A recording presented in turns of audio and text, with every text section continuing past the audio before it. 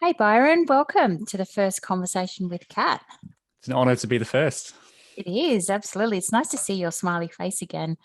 We were together in March celebrating International Women's Day. Yeah, all before COVID hit. That was a really great event. I had a lot of fun there. Really well set up.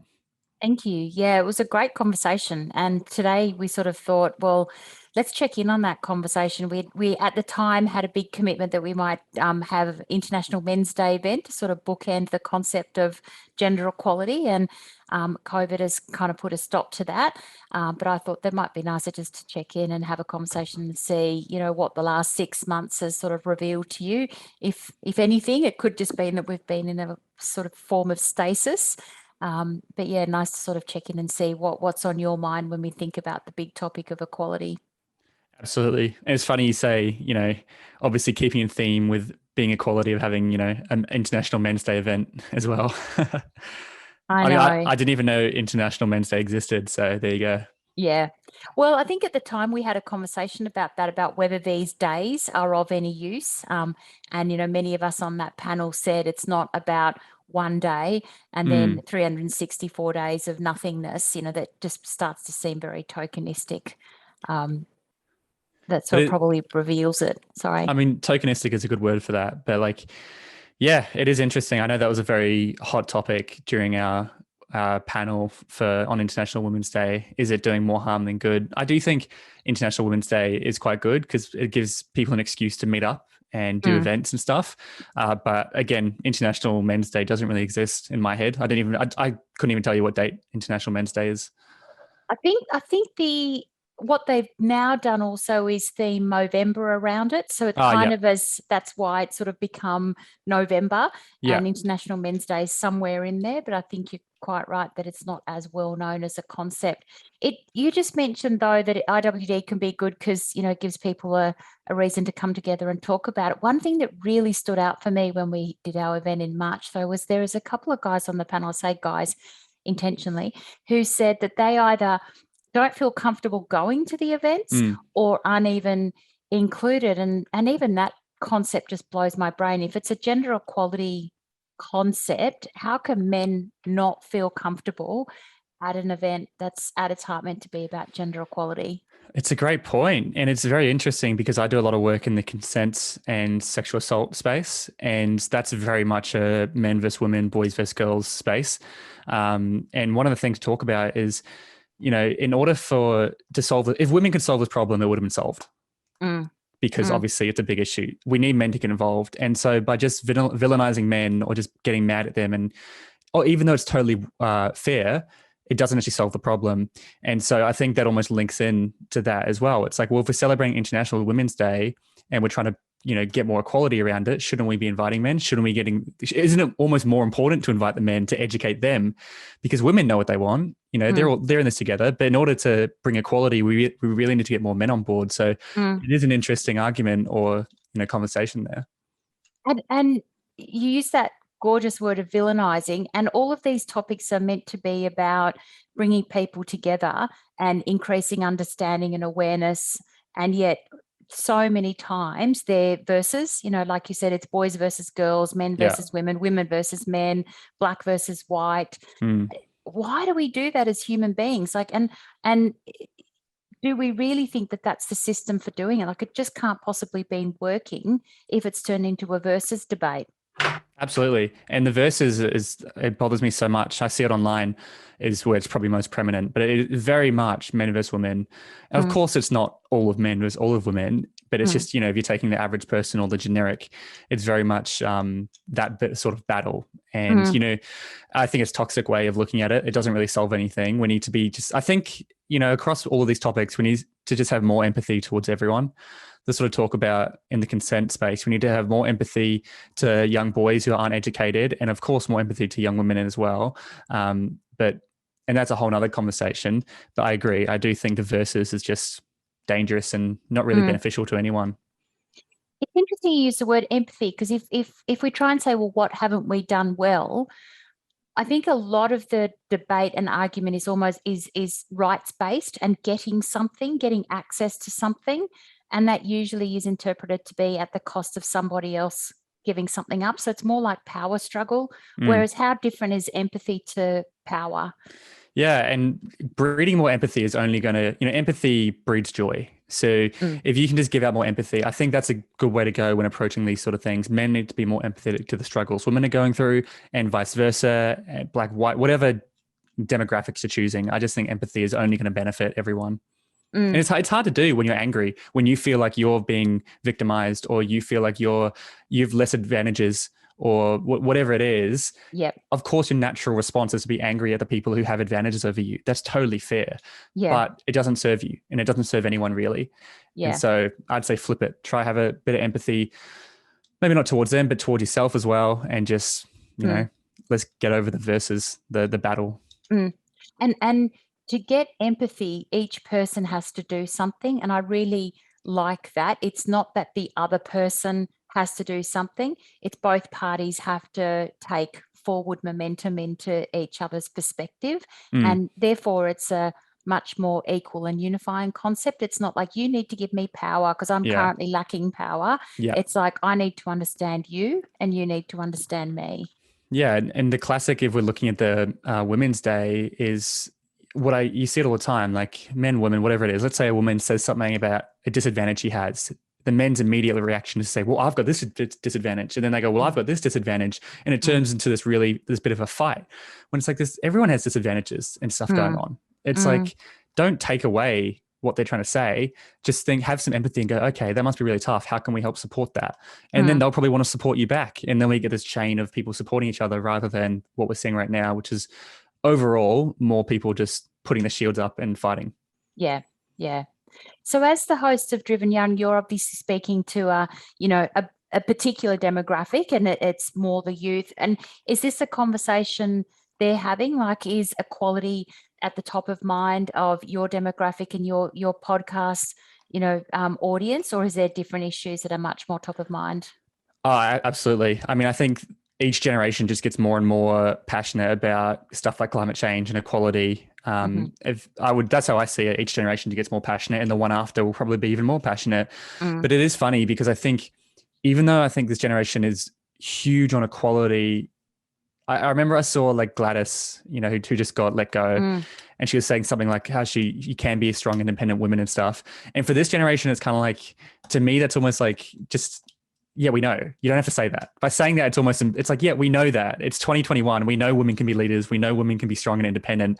It's almost a little bit cringy to have to say it.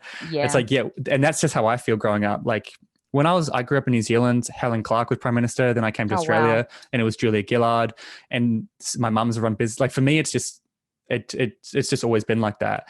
And so I think even though it is a huge priority for them and this generation, it's not as jarring as it was for other generations. Like it's just a lot normal. Like equality is a lot more normal, and it is exciting. Like once Gen Z are like, in their 30s, 40s, 50s, and they're, I guess the main generation that's in the workforce, I think there will be a lot more equality, or I hope at least. And that's exciting to me. And I love understanding that is do they feel that the concept of equality is a given, but are they experiencing it as well? Or are there moments where they feel that they don't actually experience the inequality that they expect? And that might pop up not only in a gendered perspective, it might be in an age or in an LGBTIQ plus or any other perspective, or let's even put all those labels behind and just it's a different perspective. So I guess, do you feel that young people are both understanding and getting equality? Yeah, I think it's on their front of mind a lot more than it was when like boomers or what, I can't even remember the names of generations. When other generations were our age, I think it's a lot more in front of mind, and it's a much bigger topic, which is good because we're having that conversation at a much earlier age. Of course, young people still experience it. There's still sexist, there's still misogynist, there's still, racial inequality, and all of that still exists. Less so than probably it used to be. And people have their own ways of dealing with that. But absolutely, I think this generation is very passionate about that, more so now than ever. And again, to me, that's exciting, especially with what I see online. It's very, remember we learnt about this woman in science, and I forget her name, but she had this big discovery, and she didn't get credited for it for like 80 years. She was Oh, long wow. dead. Yep. And you wonder how many women could have progressed. You know, it only takes one person to progress the human race, like your Einstein or your Yep. Thomas Edison. How many Yep. women did not get the opportunity to do that because of the times they lived in? So it's exciting that they have that opportunity now. Absolutely.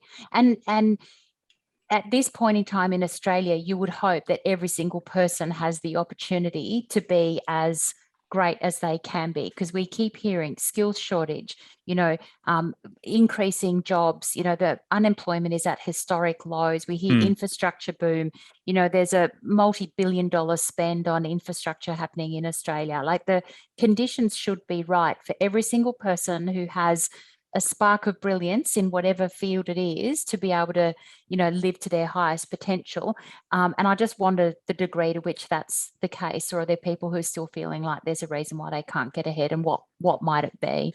Oh man, I think this generation is full of excuses, and the excuses that jump to mind are the housing market, for example. And I think it's very valid. Like, I don't know how you get into the housing market nowadays. It's majority of people I know, their parents, the only reason they're financially stable is because their home has like quadrupled in value since they bought it. And I wonder, what if their home didn't quadruple in value, which is probably what's going to happen to this generation. So you can't rely on the same strategies that your parents use, because there's just no way the housing market can maintain this. Otherwise, we'll be at $6 million in 20 years, which is not going to match inflation. Yeah. So I think that's a big one. And then that's a huge one, because then it goes, well, should I just spend all my money on experiences? What do I do? Should I just go travel, but then I'm not financially secure? Or do I save up for a home? That is a big one that young people are dealing with. Of course, mental health is a huge issue for young people. Even though I mentioned we've got more equality now than ever, you've got other problems. Like, we're comparing ourselves every single day to other people online who have better lives than us. So it seems. And that's subconscious and conscious. You're just scrolling through your feed. That's always going to be eating away at you. Even, just social media is a big one. I think there's also this whole, what job do I choose? Will the job I go for even exist in 5 years' time? Futurists have predicted that people under the age of 17 will be 65% of them will be working in jobs that don't currently exist. That's got to give a bit of anxiety and stress. It's like, well, what the hell do I choose? So yeah, there are still a huge amount of problems that young people are facing. And that is probably leading to why we're seeing such a high rise in mental health for young people. Yeah, I agree. And do you think that workplaces do a good enough job at talking to young people about what they see, think, hear, feel about work? Are they engaging young people in conversations about the future and involving them in them? I'm not too sure, because obviously there's so many different work types. I would say, obviously, I'm sure there are companies that are, most probably aren't. I think a lot of young people just feel like a number depending on what they're doing. Of course, if it's a part-time job, of course not. They're just a number. That's just a casual job to get them some work. But I do think there are conversations to be had. Like, I've had a few chats with people on podcasts, and they're like, this generation is significantly less motivated by money than other generations. And the example, there's like a dentist, and she had obviously a dentist in training working for her, and she tried to get her to do more and get more involved, and she tried giving her more money, and she didn't really bite it. And then she found out that she was really into design, and she said, well, did you want to design our website for us, or like redesign our website? And she said, yeah. And now she's been doing that the whole time. And so he's getting a free website. He's paying her a bit more because she's doing that, but she's much more motivated because now she's doing dentistry and a bit of design and stuff, and she's using a creative outlet. So I do think more employers could be looking at stuff like that. But also, it's difficult as we're heading into more of like a creator contractor economy. I think the 9-to-5 model will be shifting away from over the next 10 to 20 years.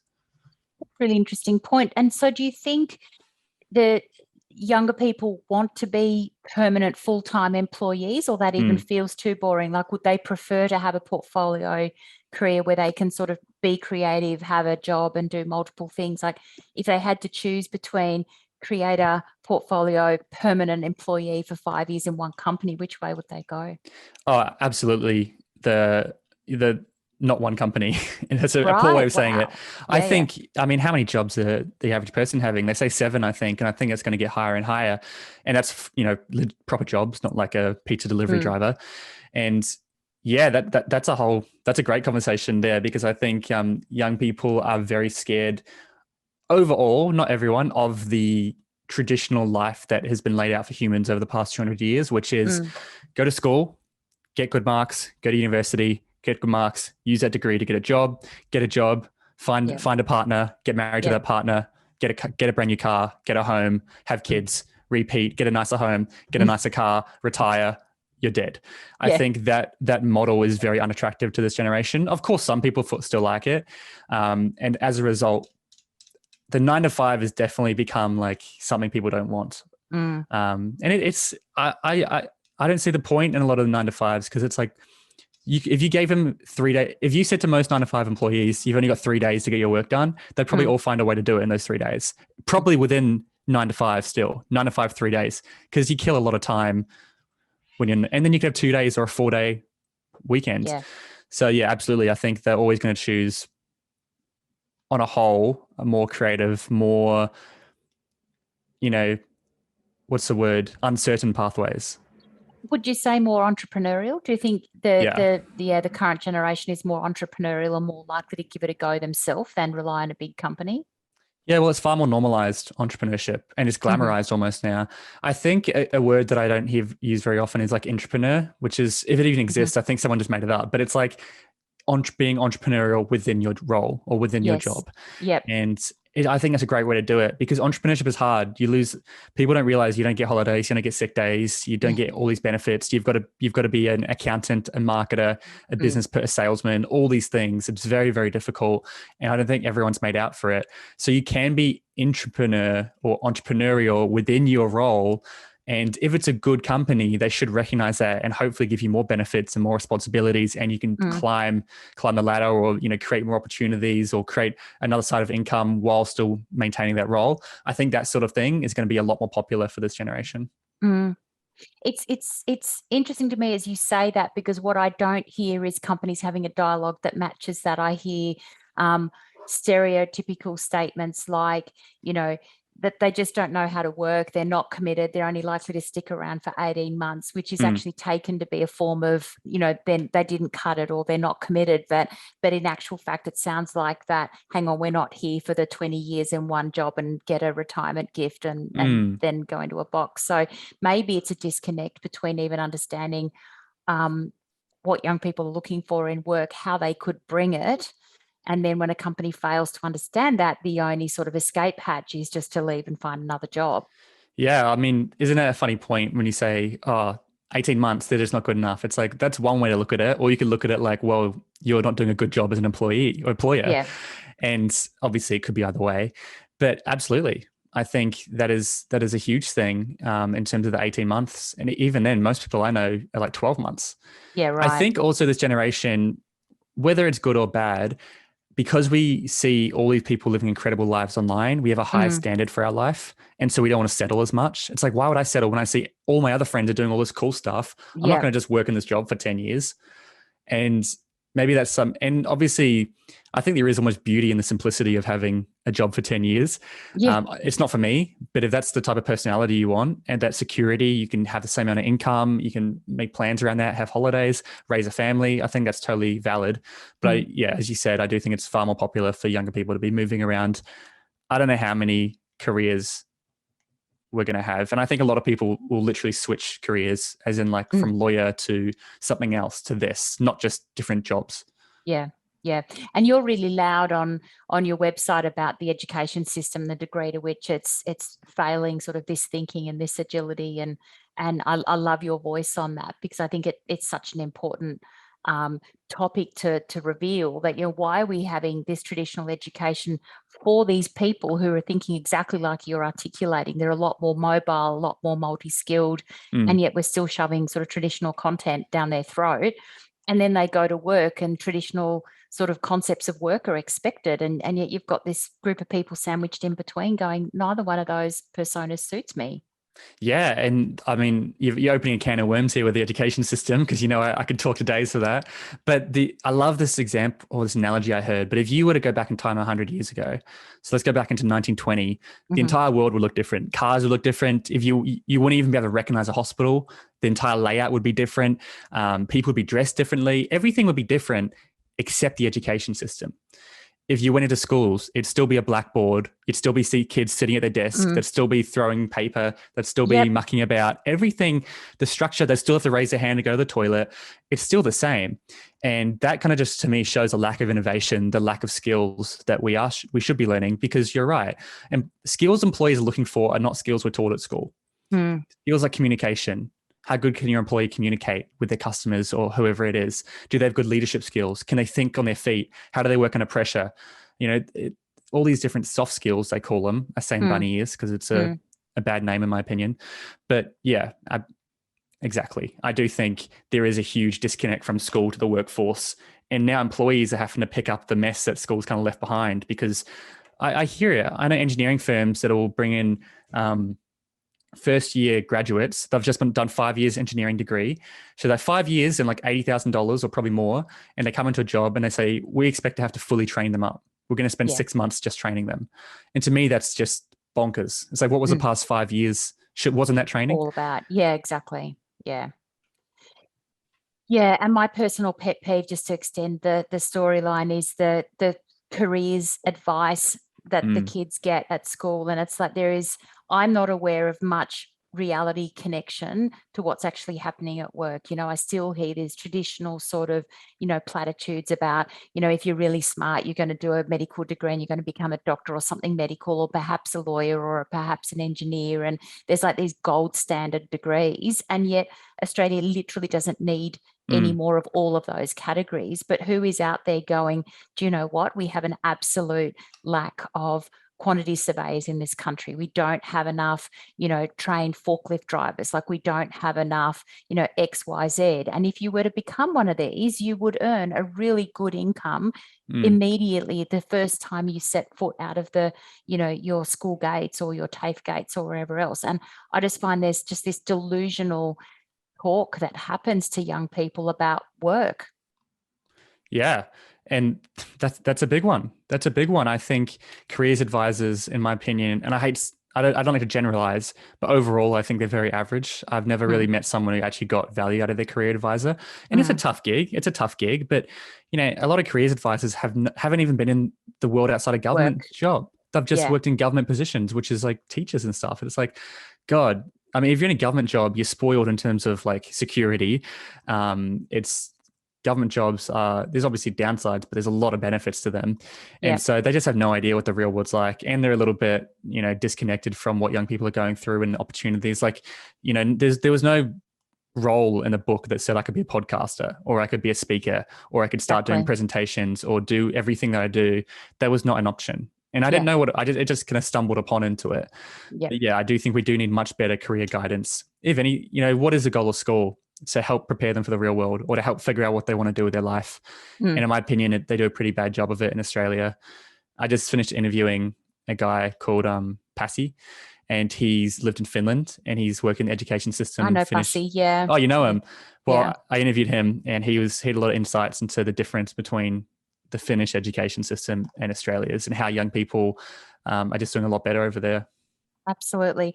So both my parents are from Finland, so really? I could go on a big Finnish roll about all the ways in which the education system is right. So I'm glad you brought it up, not me. But and even just this morning, I was linked into an article about how they teach critical thinking from primary school up to all kids, so that when they're taught how to like look critically even at a mathematical equation or a piece of literature or a piece of artwork, to question whether it's trying to influence your brain to think a certain way to make you come up with a certain outcome. It's like, who teaches critical thinking to kids? Like, it's brilliant, and just teaching kids to question truth. Whereas I don't see us teaching people to be questioning.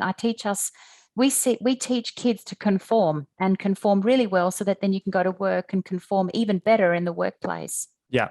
I mean, look at the vaccines, right? Imagine if people were critically thinking and doing research and everything. Look how much misinformation there is right now because of, all the vaccines and everything. That's a great example. So we don't have to be teaching children, but like adults as well. But Oh, absolutely children specifically, because I mean, I'll give you an example, right? On TikTok, I put out a lot of content on TikTok, and, I often get hundreds, thousands, tens of thousands of comments depending on the video. And I have noticed that so on TikTok, when you like a comment, the comment that has the most likes goes to the top. So you can see the comments that get the most support. gotcha. So if people comment on TikTok negatively as soon as I post it, and people start liking those comments and those comments get pushed to the top, that influences everyone else's Ah, opinions of the video. So they'll see the video, they'll be like, oh, I don't know how I feel about this guy. They'll click on the comments. Everyone hates him. Yeah, he's a dick. I don't like him either. And it's the vice versa. If I can make sure the positive comments staying there, then everyone is much more nicer. And so to me, that shows there's such a herd mentality. People lack the ability to think critically, and they just kind of follow whatever they're told. mm. It's fascinating. There's there's a lot of work that gets done in the unconscious bias space, and I do at some training in that. One of the fundamental concepts in there is one of the biases is that sort of group think bias, and we do it as humans because we don't want to be left out. There's something very tribal about belonging, and if you sort of Absolutely. see that herd running that way, going, we all don't like that person, you're much more likely to join in on the crowd than to stick your hand up and go, oh, this is going to hurt. I'm going to stick my hand up and that I'm going to stand out and then I'll get smashed. But we don't like being left out as humans. Well, I mean, exactly. Half the time, I don't even know why they're going that way. I'm Yeah. sure you've heard of the experiment with the monkeys where they had like 4 monkeys in a cage and they had a banana hanging at the top. And the first monkey climbs up to grab the banana. And as he's almost up there, they spray him with a hose and he gets hit, he falls to the ground. And they're like, okay, that was weird. Again, the monkey goes up, they spray it with a hose. Again, the monkey goes up. Okay, now the monkeys understand if they climb up to get the banana, they get sprayed with a hose. They all get sprayed with a hose. So the other ones suffer from his actions. Then they remove one monkey and add a new one in. And of course, what does the first monkey do? He goes to go up, but before he can go up, the other monkeys beat him up because they don't want to get sprayed. Then the second monkey, they put out an original second monkey leaves. Now there's 2 and 2. So that monkey goes up, then they beat him up. At one point, there's 4 monkeys in there. None of them have been sprayed. None of them were there in the original place, but none of them go get the banana and they don't know why, because they're just doing what the other guys did. Yeah. The same with, they've done similar experiments on humans when they like a beep at the doctor's waiting room. They hear a beep and everyone stands up and then they sit down. Then they stand up and sit down. Then as people start to leave the room, they've got all complete strangers. They're all standing up and they have no idea why. And, I think it'd be fun to analyze that stuff in school and have a think about it and really be like, okay, why am I doing this? You mentioned before, like question. That's really good. If you can just question a lot of things in life, that's a good way to approach. Oh, it just blows my mind. We do not teach that at school. We do not teach question and, critique. No, in fact, we teach the opposite. Yeah. And if you don't write an essay this way, you get marked down. If you don't like the teacher, you get marked down. Yeah. And that's something I did all throughout school. I was always asking questions. Like if you were to sit in on my classes, you'd think I'd probably be like one of the best students because I was always asking questions, but I was asking questions because I often didn't understand it. And my exams were pretty bad. And so I preferred to learn by asking questions and having a bit of a conversation until now I get it. Okay. Yep. And I remember in economics, that's what we did. And it was such a fun class. And then I think something happened in her life and she just dropped the ball in year 12. And all we did was read from textbooks and it was the worst. Our entire class flopped and it wasn't good. So yeah, questions are a really important part of life. Absolutely. So if we bring this back to the big topic, so equality, and it's equality in its biggest format. So one thing that I took away from the conversation we had in March is, I want to really start to evolve the concept of equality and take it to a new place, because I'm just not convinced that what we've been doing for the last 10 years has actually taken us far enough. But, you talk to a lot of people and have a lot of topics in your mind. So equality to you, what does it mean, and what would you like to see happen or change to make it better? Yeah, I mean, for me, obviously there's different types of equality, but for me, and what I'm probably most passionate about and what I'm trying to do with life is equality of education is a big one. In Australia, we actually do have a very good quality of, I don't like the education system, but the ability to get access to it is very high. And so I went to a public school. It didn't cost anything, like $100 a year or something. And Yeah. so, I went to public school and that was great. Although I think the school system could be better, we do have good quality to get in there. And for me, I would love to help close that gap in terms of income inequality. I think, we live in Australia in a bit of a capitalist society, and there are benefits and downsides to that. But the benefit is if you do have you've got access to internet, you've got access to healthcare, you've got government benefits. I'm sure if you can make a living and you can find a way to get out there if you've got the drive. And so, yeah, I think for me, I want to focus on equality of education and equality of income and try to close that gap from the really rich to the really poor and make that gap a lot smaller in Australia. And that's only going to benefit everyone, Absolutely. including the rich, rich, ironically. And I'd love to jump in on that word that you said just then, the drive. So the fundamentals have to be there, as you said, like the access. You've got to have the education available. You've got to have the NBN and let's not even talk about that. But theoretically, the Wi-Fi and the infrastructure for to be tech connected and accessible. But I find that the inequality pops out in the drive, the words that come into people's head to say, I'm not the sort of person, who starts their own business, or I'm not good enough, or I can't do that, or I didn't even get anybody saying, yes, you can do it, go for it, or here's how you have a go at it. I want a quality of that drive and that motivation and potential as well. I mean, I think every young person has so much potential in them. Like very few people actually attain their potential. They just let it sit down, and it's crushed, in my opinion, from those important years of childhood, whether it's parents, teachers, just whatever it is to you, right? I was lucky enough to have incredible parents, and I had some pretty good teachers. And so for me, I had a lot of confidence going into life. But so many people through school, it really does not ignite a spark or a flame in kids. As I mentioned before, if anything, it kind of crushes it. And it's not the teacher's fault. It's no one's fault except for the education system itself. It's a systemic thing we need to try to change. And I agree. And that's what I try to do with the podcast at Empower You, which is a 2-day event, life skills event we run for kids. Look, I was even talking with Brent, who's my mentor, who runs a program. He's been training me up to present it for the past 12 months. We were even saying before, we spend so much time focusing on how do we teach financial skills, the communication section, all this stuff. We spend so much time like memorizing all the different ways and the stories we use to keep it engaging. And, that stuff is really important. But ultimately, people just love to be connected and have that motivation and have for the first time in their lives, people that believe in them. And this is a bit of spoilers here of what we do at the end of the program, just because I know I'm sure you don't have too many young people listening, but at the very end of the program, we do a process called the UR process, where we get them to stand across from each other. Yep. And I would talk to you, Katriina, and I would say, hi, Katriina, it's been so amazing spending the past 2 days with you. And I'd open up to you. Yep. And your first reaction is to say, oh, Byron, you're so much better or whatever, right? But we don't let you do that. You then move on and you speak to the next person. Then we do a full circle and then you speak to me.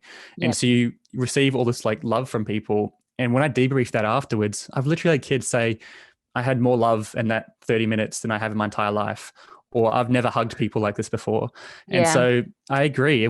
If all we did was ignite a bit of spark, a bit of motivation, and give them the belief that they can achieve what they want to achieve, that's really going to be enough to get them going. It's a game changer. Yeah. Because like we said, if the only messages are, you can't do maths, you're an E, you're an F, you're a fail, you can't, and someone comes along and looks you in the eye and says, you can do this, you're good at this, you have skills, you have value and purpose and meaning, you are valued. I mean, that's life-changing.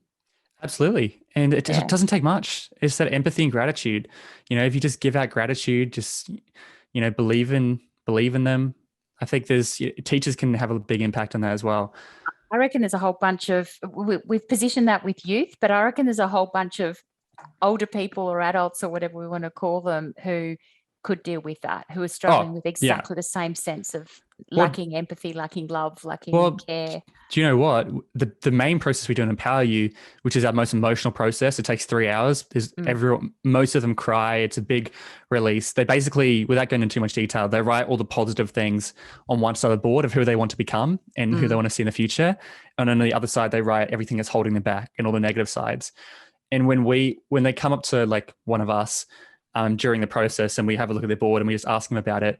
I have 14-year-old kids who have suicide on there. I have girls who are cutting themselves, abortions at 15 years old and stuff. Obviously, this is all kept private, of course, but we do the same event for the adults, for their parents. We run the same event for their parents, and the parents don't come along to have a life-changing experience. The parents come along to see what their kids went through, and now they have the same language. They can speak the same language with their kids, and they often end up having a much better experience than they thought. But we do the same process with them, and guess what? It's the exact same stuff. Yeah. It's the exact same stuff on the board. They're just bigger kids with bigger masks and bigger insecurities. And, obviously doing it for parents it's really great, but there's something different about kids, because it's exciting to see kids get these shifts at 15 years old, because you go, imagine if I had that one shift at 15 years old, but now I'm 55 years old and I've missed out on all that stuff I could have done.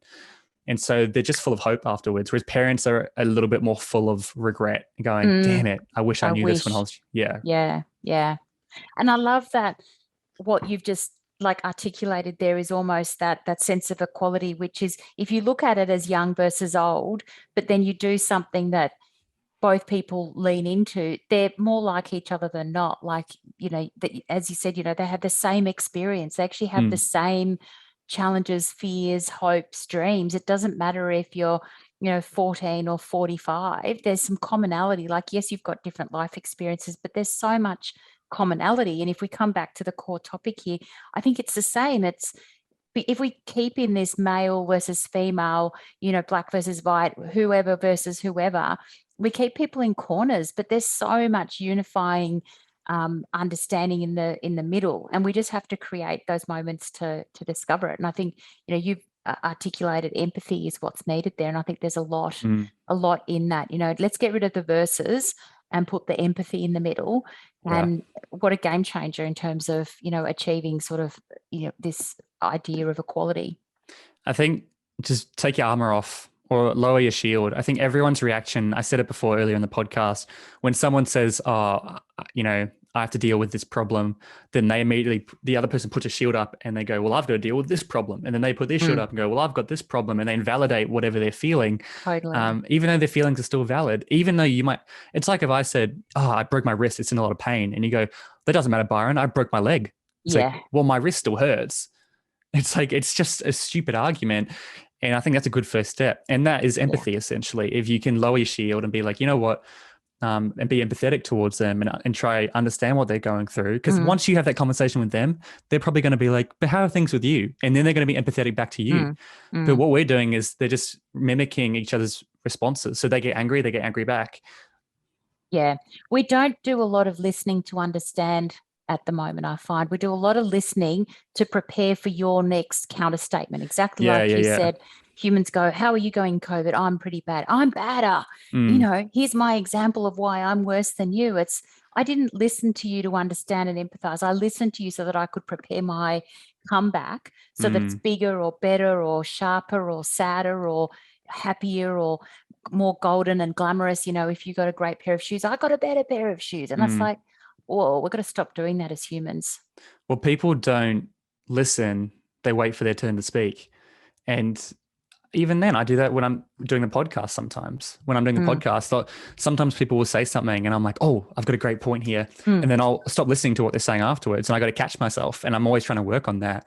Yeah. And so, I think that's a great quote. That's not my quote. I heard it. But people aren't listening. They're just waiting for their turn to speak. And in those situations, specifically around equality, absolutely. I think it's almost like you can't, no matter what you say, it doesn't matter because they're not listening. They're just waiting to have their retort. I think we have weaponized the concept of equality. It has become sort of like an argumentative battleground, whereas it should be something that we all enjoy and celebrate and give to each other and allow people to flourish in. All those people who you speak to in your program should be flourishing in a sort of a baseline of equality, not weaponizing it and turning it into a who's more equal than the next person. Yeah. And that's what I see most specifically, I'd say, as men and women. Everyone wants to be a victim. Everyone wants to have more problems. Who has it worse? Men will say men have it worse and women will say women have it worse. Who really cares? Honestly, I don't think it has anything to do with gender. I think some people have it worse. Doesn't matter what gender it is. They're just born off worse. I just think, yeah, I think you're right. If we remove the whole gender aspect of it and just we're all humans, Mm. let's talk about this and try help one another. And I don't know how we get there. It feels like it's too big of a task at this point. That's why for me, it's like, I've kind of almost given up on the older generations and me. And I'm like, well, if I can try help this next generation, that's where I can try get it. And we'll see how it goes. But yeah, I mean, I'm running a program for 200 people this December, and we're doing all this cool stuff. We're doing parties, we're doing big meetups, we're doing educational stuff, all this amazing stuff. It's everything I wanted when I was younger. Yeah. And it'll be curious to see. My hunch is, even though I'm bringing in awesome people, awesome content, similar to Empower You, my hunch is they'll just love being supported, having a group of people that support them. That's all they need. It's like, and I'm almost like, should I even add all this crazy cool stuff in, or should I just create an environment where they can feel supported? And I'm doing both, but that's my gut feeling. I think when I ask them on the final day in February, what did you get most out of it? I think most of them will say it was just cool to have friends that weren't pulling me down, and and now I realize that I can do whatever I want. Awesome. I can't wait to hear about the outcomes of that, and it will be no doubt something that you'll be doing much more of. I don't think that's your last 200. It'll probably be it's my first 200. It's going to exactly. It's the first scale. 200. Yeah, absolutely. Well, what was going to be a 10-minute conversation has rapidly gone on to much more, but I really, really appreciate it, and we could keep talking. So thank you very much for joining me in the first conversation with Kat about equality, and plenty to take away there. My pleasure. I'm really excited to hear the other ones.